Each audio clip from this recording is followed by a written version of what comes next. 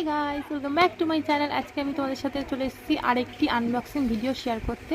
So আজকে আমি receive করেছি মিশো থেকে, এইমাত্র রিসিভ হলো একটা হোয়াইট কালারের জামদানি শাড়ি, যেটাতে একটুখানি জারি ওয়ার্ক আছে গোল্ডেন। তো সেটাই আমি এখন, সো চলো স্টার্ট করা যাক।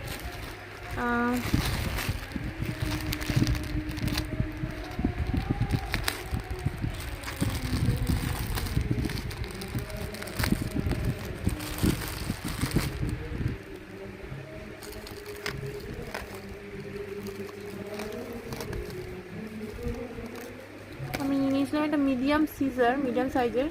ক্যামেরাটা একটু অফ কর, উপর কর উপর।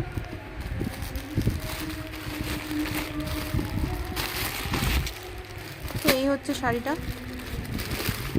ভীষণ সফট মনে হচ্ছে।